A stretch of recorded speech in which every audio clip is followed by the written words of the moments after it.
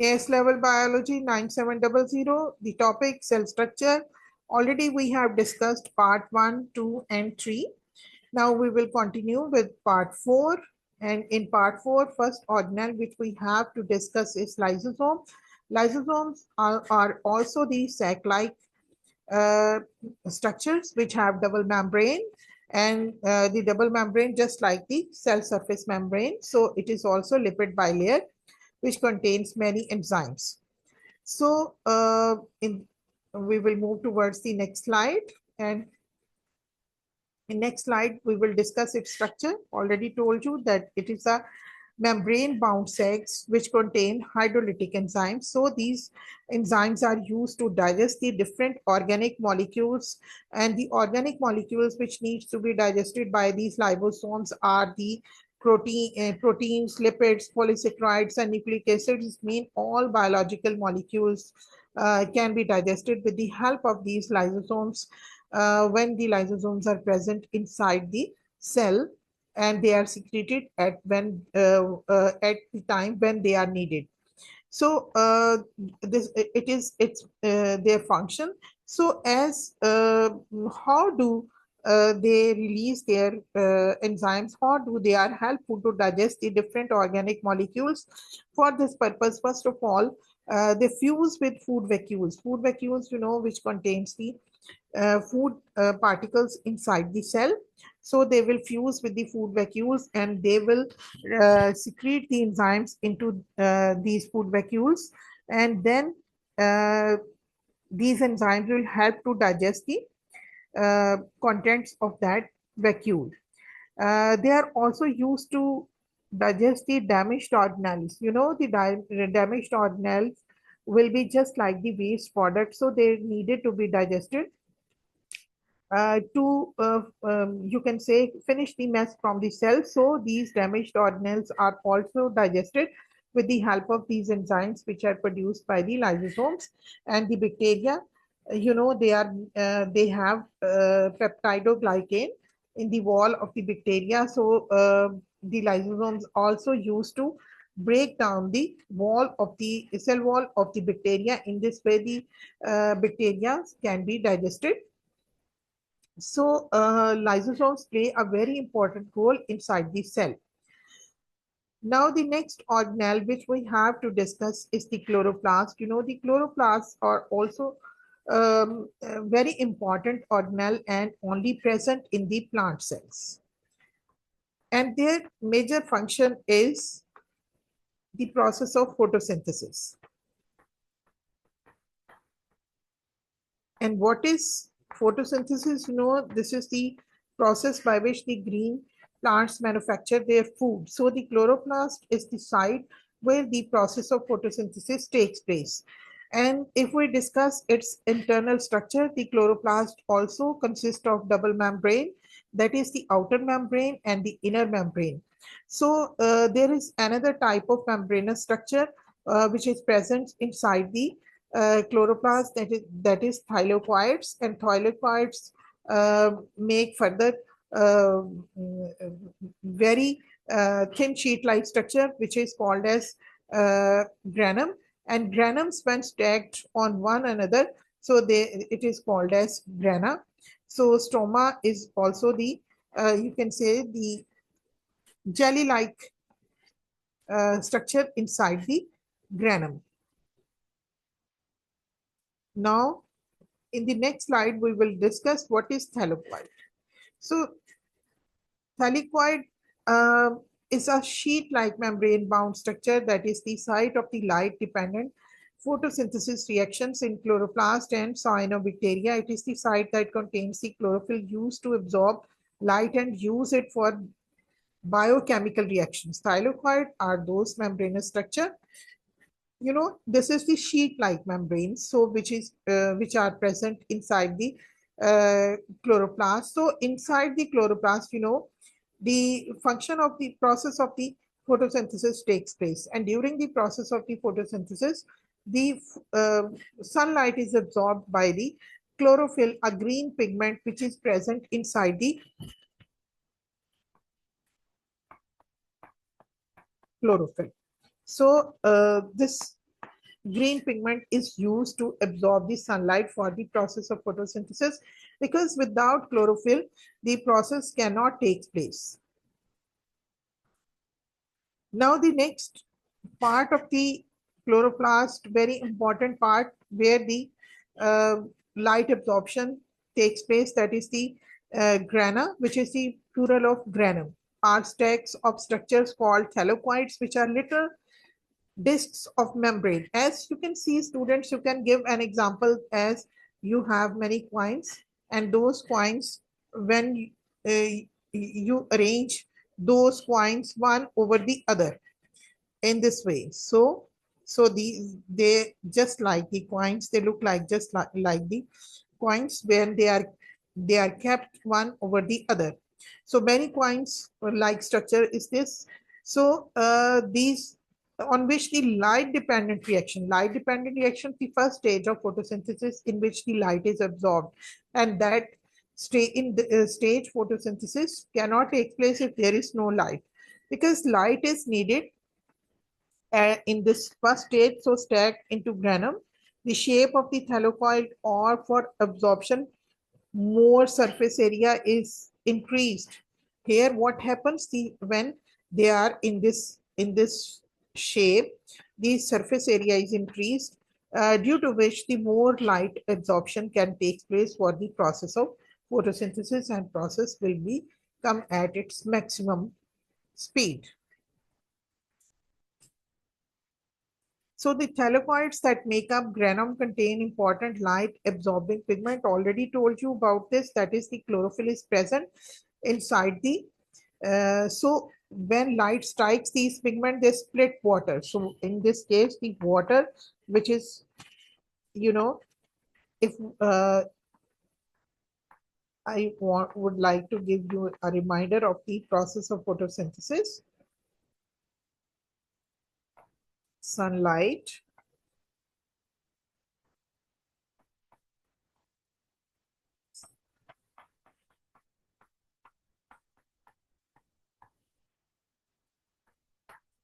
So here you can say the water and carbon dioxide are the important components. So what happens in the granum, that is this water, when sunlight is absorbed, this water is broken down into hydrogen and oxygen. So this process is called as photolysis. And the next part of the chloroplast is the stroma. Stroma, you can say the fluid part of the chloroplast uh, is the stroma.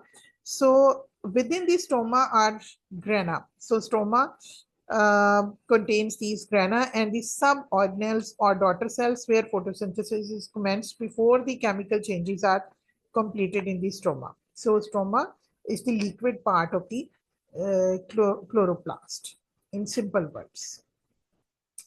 Now, what happens in stroma? The important function, that is the carbon dioxide is reduced to carbohydrates. Already, you know, the in the first part of the photosynthesis, in the first phase or the first stage of the photosynthesis, what happens? There is the uh, photolysis, and during which the hydrogen and oxygen is produced, and water is broken down into hydrogen and oxygen.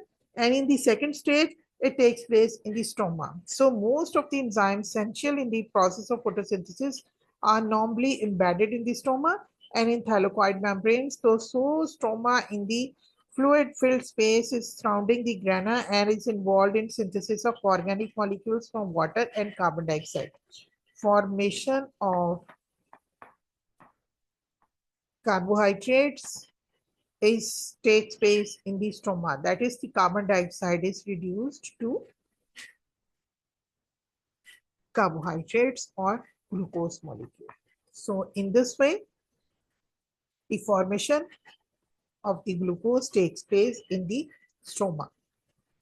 So it was all about the chloroplast. The next organelle, which is uh, only present in the animal cells, is the centriole. So a pair of centrioles is present in the cell. So a centriole is a small set of microtubules arranged in a specific way. Microtubules are, you can say, the internal structure of the cell. You can say these microtubules make up the internal skeleton of the cell. So there are 9 groups of microtubules. It means there are 9 groups of microtubules. That is, 2 centrioles or a pair of centrioles is present in each animal cell. When 2 centrioles are found next to each other, they are usually at right angles. So these centrioles are found in pairs and move towards the poles. At the time of cell divisions, so what happens? These centrioles, they move towards the first of all, they are replicated. A pair of centriole is present, and when after replication, 2 pairs are produced, and each pair move towards the opposite poles at the time of cell division. Only during the cell divisions they are replicated and they are changed into two sets of centrioles. Here you can see the diagram of centrioles. As you can see, the one centriole, and you can see they are present at right angle to each other, and they are made up of microtubules, and you can see the triplet of 9 microtubules is there. 1 2 3 4 5 6 7 8 9. So triplet of these 9 microtubules are there. So you can see the pen heads are there. You can say A to C. If we give them the name A, B, C, the triplet will be A, B, C. So the A will be joined with C. So in this way, they will be interconnected. So these microtubules will be interconnected with one another to give a proper shape. So we will discuss completely structure. 9 set of triplets. Already told you a triplet contain one complete microtubule fused to one incomplete microtubule. So in this way, the 2 centrioles are arranged in such one is perpendicular to the other. In this way, you can see. So these centrioles is a short cylinder-like structure or a hollow cylinder. So they are hollow inside. In the form, centrioles organize a cloud of protein material around themselves. This dense material is called as pericentric networks. So both constitute the all-important centrosome. So it was about its structure. Related to centriole is the microtubules, because the centrioles are made up of microtubules. So the microtubules are microscopic hollow tubes made up of the proteins. So these microtubules are made up of the proteins which make up the cytoskeleton of the cell or internal skeleton of the cell. So network of protein filaments that extend throughout the cells. They are present throughout the cell. So they give why they are present? Because they give the cell shape and keep its organelles in place. So organelles are their location, and they always at their location due to the presence of these microtubules. And if we discuss the structure of the microtubules, they are made up of a protein called tubulin. Tubulin has 2 forms, alpha tubulin and beta tubulin. So it means it is secondary structure of the protein. So alpha and beta tubulin molecules combine to form dimers. So these dimers are then joined end to end to form long protofilaments. This is an example of polymerization. 13 protofilaments then line up alongside each other in a ring to form a cylinder with a hollow center. I would like to show you in the next slide.